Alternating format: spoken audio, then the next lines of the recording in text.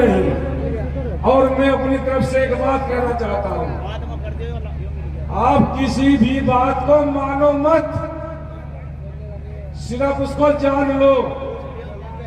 जब तक जानोगे नहीं तो मान नहीं पाओगे। अगर आपने गलत बात को मान लिया तो फिर गलत ही जानोगे। इसलिए गुरु प्रेमी हो, माताएं बहनें पुरुषों, आप मानने की तरफ ध्यान मत दो, जानने की तरफ ध्यान दो। जब तक जानोगे नहीं तो तुम मानोगे भी नहीं। और मानना जरूरी इतना नहीं है जितना जानना जरूरी है। जिसने गुरु ईश्वर को माना है वो शांत है, वो जान गया है। और जिसने गुरु जी को माना है वो आज भी अधूरा है, कल भी अधूरा रहेगा, जब तक आप किसी चीज को नहीं जानोगे। गुरु महाराज दोनों पदों के दाता है, मुक्ति से भी और मोक्ष से भी। मोक्ष और मुक्ति दोनों अलग भाव है, लेकिन मार्ग एक है।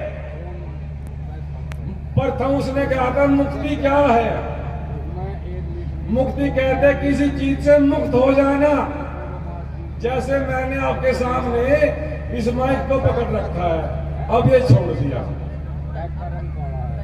यह मुक्त हो जाना।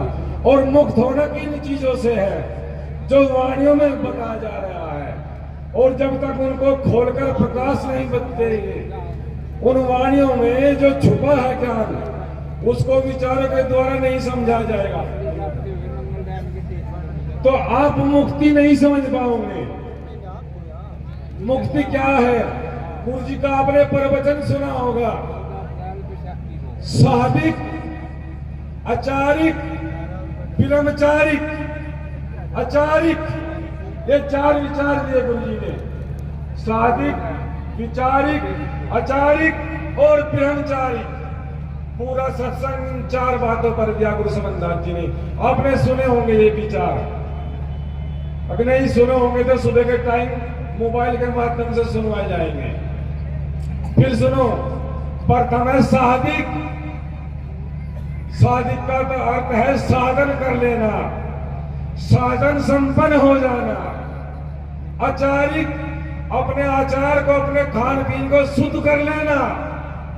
विचारिक, अपनी वाणी के सुर को संवार लेना, अपनी वाणी को पावन पाक बना लेना। फिर ब्रह्मचारिक, अपने चरित्र को महान कर लेना, अपना चरित्र पाक कर लेना। ये है वे मुक्ति चार, इनसे है वो छुटकारा, ये है वो सत्संग। इसलिए गुरु प्रेमियों फिर बात आई है मोक्ष की।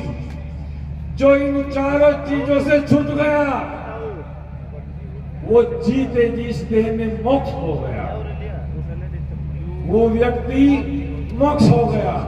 जरूरी नहीं है कि आप ब्रह्मचारी रहो, और ये भी जरूरी नहीं है कि आप तुम शादी ना करो।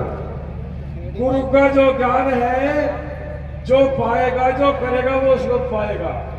वो ब्रह्मचारी हो चाहे वो गृहस्थी हो, वो उसके हिस्से में जाएगा।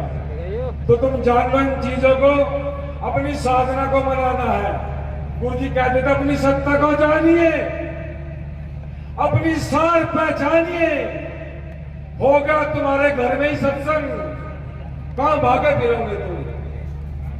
ये पूरा सत्संग हमें गुरु समनदास जी ने एक एक शब्द को, समझ लो, एक एक शब्द को 2-2, 3-3 साल तक एक ही विचार पर प्रचार किया, नहीं समझ पाए।